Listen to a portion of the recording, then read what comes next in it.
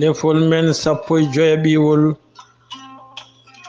taro deftere gonnomi ko walata nde boy alasan haruna e fulo ceerno bokara amadou ba mo saro ndogu yo allah yoɓɓe moƴƴere.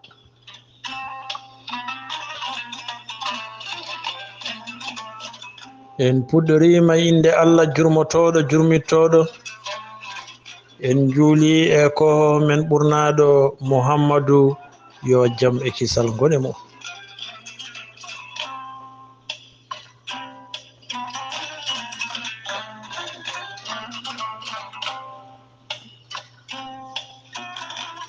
e hello 124 deftere nde kanko gonnoɗo beese e konu gendire Mauritanie daɗɗo e kaso walata boy alasan haruna ene setto.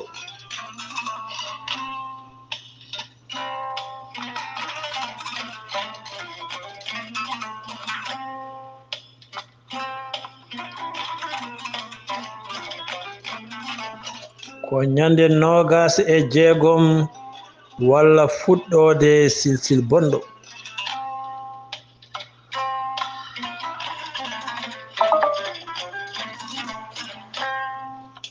rafi beri beri o heɓidima ɗanordu amen fof ma mbiya dumbaɓe ɓe fof ene gondi e maali mum fodde 15 ene gondi hen leliɓe burkas ɓe kattanani hay hunde.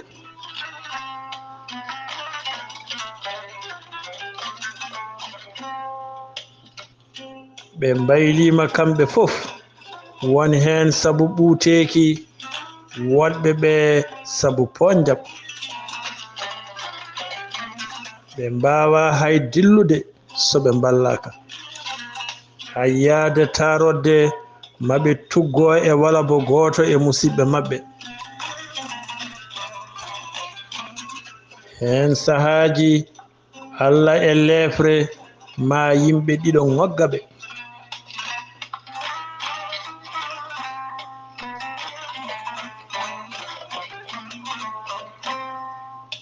dumbaɗo so yiɗi ñawa ha wofɗa hay so fayama hay goto anda so renoɓe ɓe ma jab nawde ɗum bange goɗɗo gam safrade yeru no jogorɗen yirude e mayde ba Abdoul Quddus.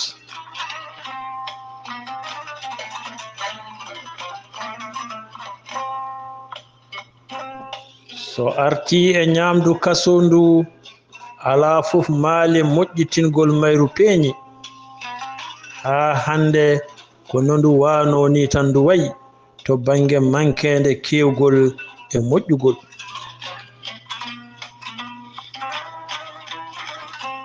ha hande ko ñankata mettuɗo o tan woni ɗo ha hande safara wodani ɗum ɗo fof haɗani golle bawnaɗe ɗe jokkude.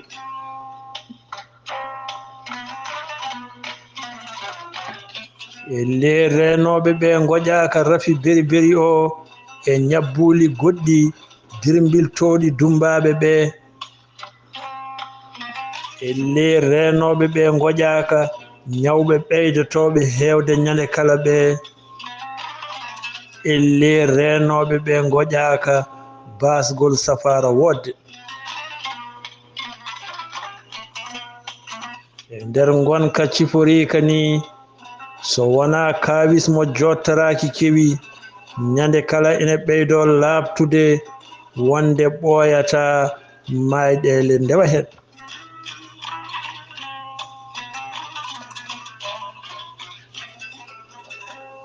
ko maɗamawu kangangu wumna yimɓe nde mbasa yiide ko e mayde tinda. So gonga wonande yoga e amen yimɓe ina poti jottarade mayɗele kono hunde diwtade. Heddi ko andude holnden e holno foti mayoɓe hade ɗe caɗele diwtede. Kono ɗum fof e waade noon hay sinno gurdam amen nder kaso ina addana neɗɗo miijade ɗum, hay goto e amen jottoronoki wonde lebbi 8 e balɗe 16 tan caggal gargol amen e tuddundu walata ma mayde hoɗo min laabi kewɗi e nder daawal lewru woturu. ɗum fuɗɗi ko ñande 26 bawte hitande 1998 ñande hen hedde waktu tataɓo kikiɗe ene fawi hojomaji 5 Ba Alassane Oumar sanki.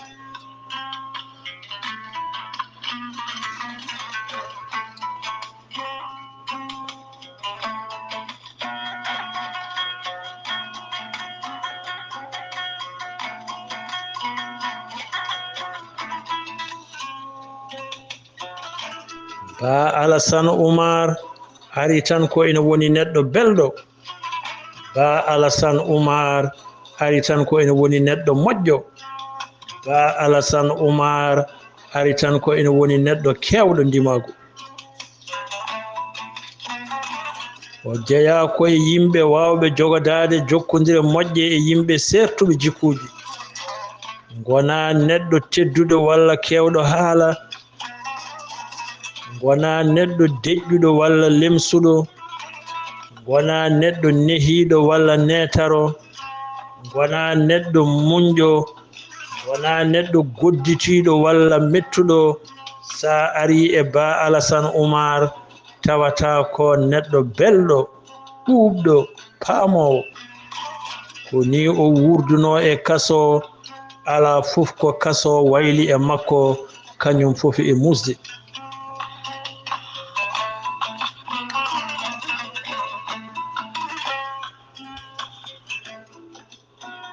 hono no yoga e dumbaɓe ɓe ni, adjudant chef Ba Alassane Oumar aranoma ndogu reedu musgu to jireyda. Nguɗon ndogu reedu woppanimo, o dorti no feewi, o yaadi e mayru ha to dumbirdu walata. ɗo selluɓe gonata e seɗade holno ɓandu Ba Alassane Oumar lefɗunodu ndu wayata.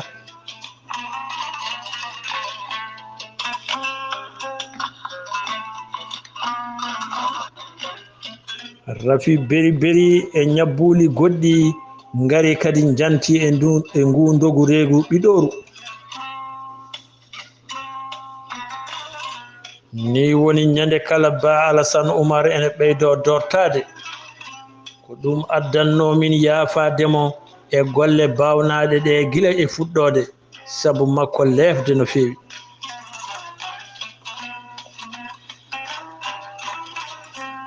alay sago Ba Alassane Oumar daña safara moƴƴo dewdirɗo ngam o heɓta cellal makko e doole makko, kono o dañani ɗum.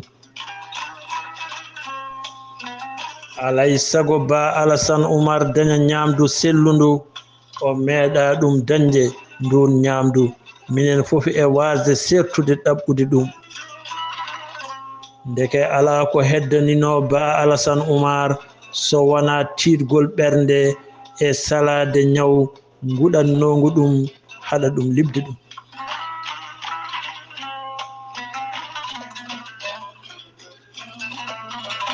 so muuso ustima o wona e yandade e nder nokkure amen nde, ko e nder ɗum ñalawma goto o ari e amen min e Ba Mamadou Sidy, o haalani min koyɗol makko ngol kalnoɗen dow ngol. o gorko nayejo ɓorniɗo daneji winomo ko ñalde 26.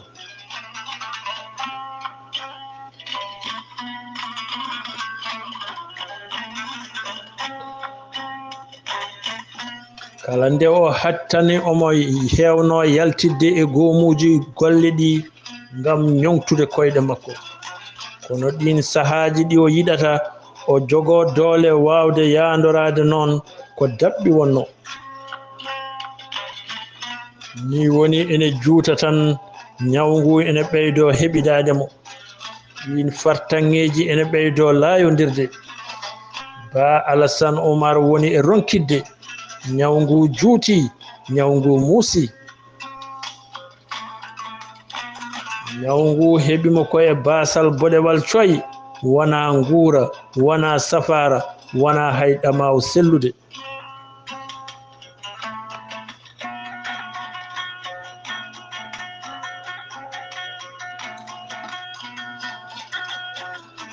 ene gasa boom e balɗe gadiiɗe mayde makko nde tawi o tini balɗe makko ko timmuɗe.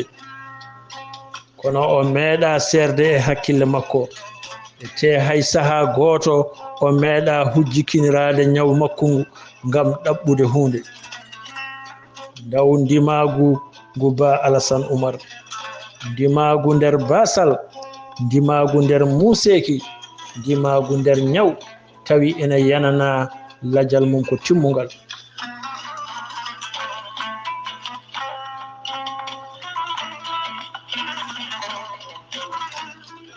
nder lebbi tati e balɗe 16 ɗe o wuuri e dumbirdu maayde waalataa he, ko jooɗi walla ko leli ɓuri ko dari. yaade kam ɗum heewani ni woni e nder yontere sakkitere lewru bawte hitaande 1998 ndu ngoonka makko ɓeydi ko bonde. min cikkanno koko ɓennata mawo heɓtu hoore makko.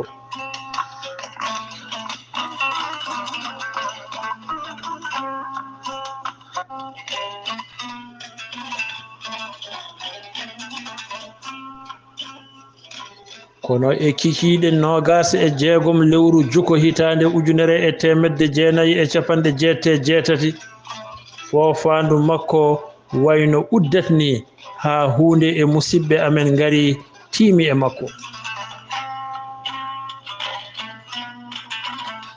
kono foofaandu ndu ene ɓeydo uddude tan e ley Ba Alassane Oumar woni ko e naatde e kallulaha.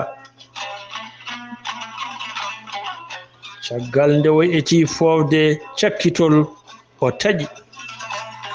sahaa o ene yaara e waktuuji tati kikiiɗe ene fawi hojomaaji 5.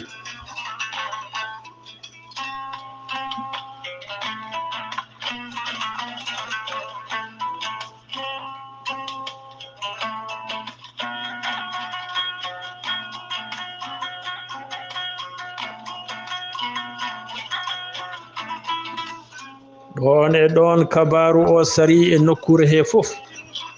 minen fof min cuni sunaare mawnde, min kabri ɗum renoɓe amen ɓe. min namdoriɓe kadi caggal nde ɓe teski mayde musidɗo amen o yamirore toppitade pewnugol makko hono lotgol e birnugol mayɗo o e fawade e jamiroje l'islam. ɓe jaɓani min ɗaɓɓande nde. ni woni min mbaɗi doggol gueɗe cohlaɗe ngam ɗum. ina heen métre uji 7 perkal kasanka, lati urnirɗo kasanka ka, meselle e garaji ngam ñodde kasanka ka, kañum e sabunde lotirde mayɗo. doggol ngol totta brigadier Moustapha jungo ñaamo mawɗo kaso o. ko sohla ko sooda ɗon e ɗon to jeere wuro ngo. totta almami amen jiggo tafsiru gardiɗo njuulu mayɗo.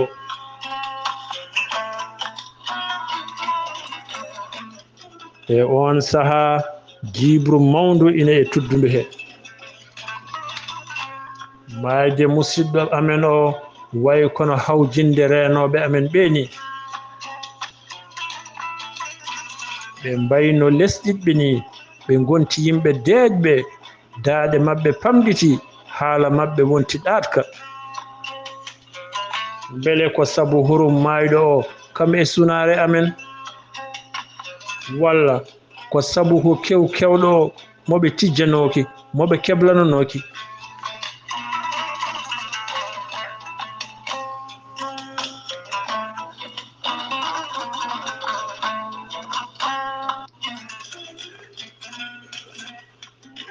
nden min teskima baylugol jikkuji renoɓe amen ɓe min guetaki famde holi ko saabi ɗum tiguirgui.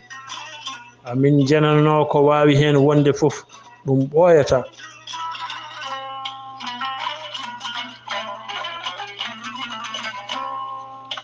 ni woni mayɗo o nawa to boleru faade tarodde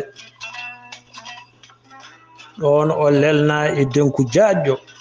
almami amen jiggo tafsiru e ballal hunde e musidɓe amen lootimo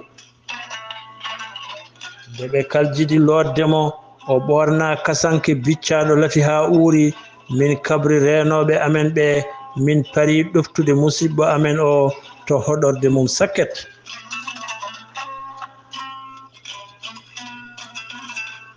hakkunde bangue funnague rewo tuddude nde e cehe ɗe ko 100 métre.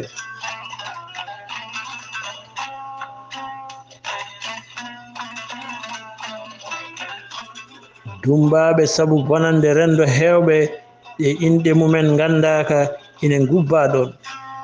ko ɗon musidɗo amen o foti wirnede min nawimo toon. dumbaɓe ɓe kala mbaɗi lasal ha heddiɓe cellani ɓe ɓe tindi cehe to e nder deyre ɓurde wonde diiniyankore renoɓe ɓe ene kuufiɓe. hunde e musidɓe halfinanoɓe asde gaska mayɗo ka idi min toon. nde o yettina cehe ɗe o lelna e dow mbajju.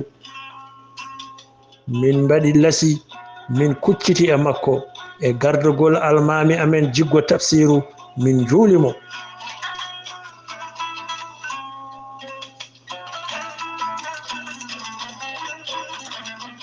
nde njuulu ngu joofi o nanna e gaska he ka jorta leydi haka huuɓi. caggal ɗum minen fof min taari aññere musidɗo amen e gardagol ha joni almami amen jiggo tafsiru min jangi hunde e cimoje qur'ana min duwanimo yo toon won foftorde makko.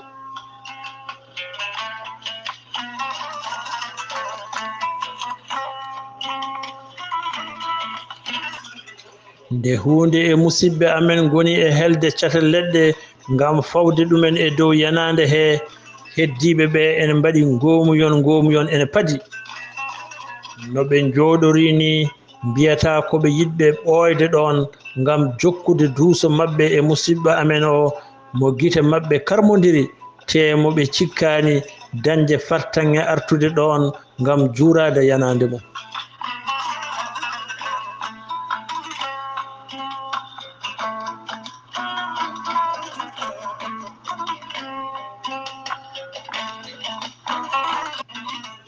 mbiɗe jooɗi sara ba mamadou sidi mbiɗe miijo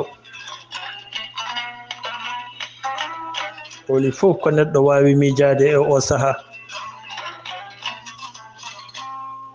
hunde newinde famde laaɓtunde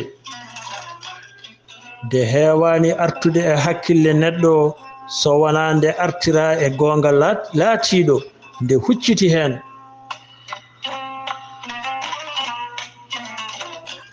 koni ko gurdam woni wirtugo, koni ko gurdam rabɓiɗi. e dow o teskuya ko yimɓe mbawi wonde fof, anduɓe walla majjuɓe, laamɓe walla laamaɓe, kala ɗoɓe mbawi tolnade e rendo, so yimɓe maayi kamɓe fof poti no gollorte e aduna he ko juulede tan e ubbede.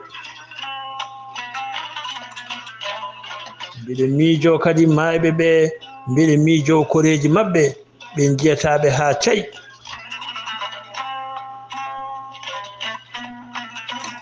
ko nden tan arti e hakkillam teskimi min goni ko e 26 lewru juko hitande 1998.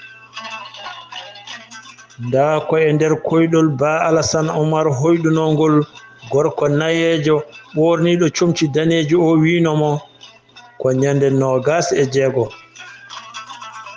o maayi ko ñande 26 lewru juko hitande 1988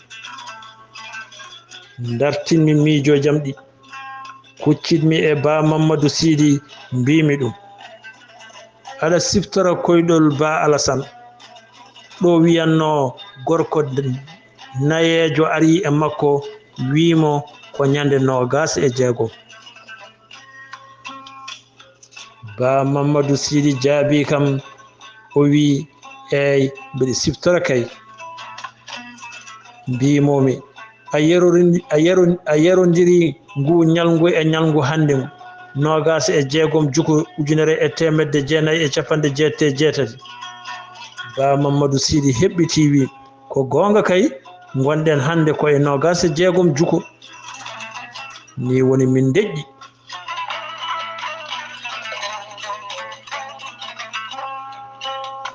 kawnugol pottital ñalɗi ɗi ina laaɓti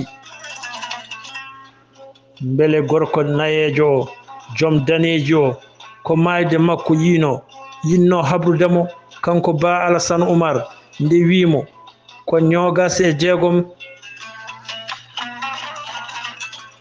koyɗol kawnigol pottital ñalɗi kawnigal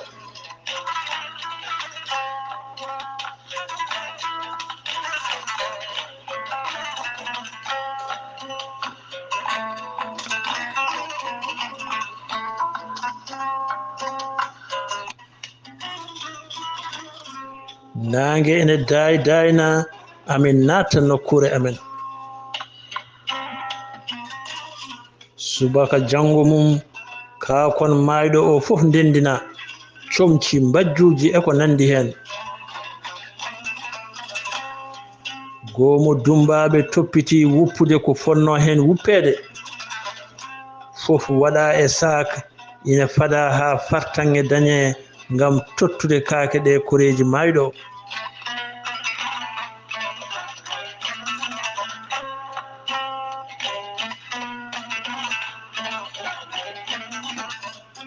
mayde musidɗo amen o sabu batte gurdam bonɗam nder kaso addanani gonka amen moƴƴidde ɗon e ɗon wona to banggue guura wona to banggue cellal ni woni gurdam amen e nder kaso artiɗo wonno golle bawnale ñande kala ñankata subaka e kikiɗe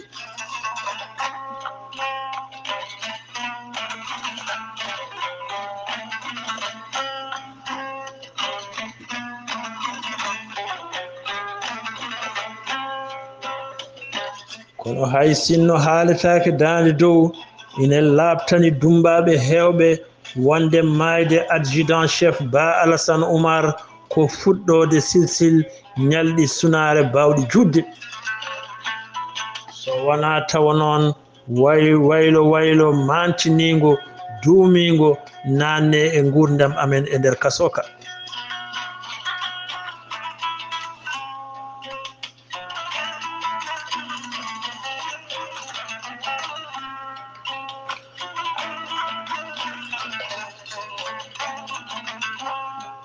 ko ɗo rowi lefol men 15 ɓiwol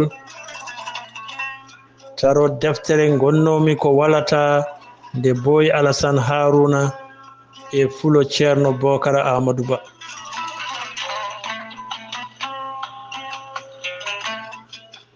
salli ala Muhammad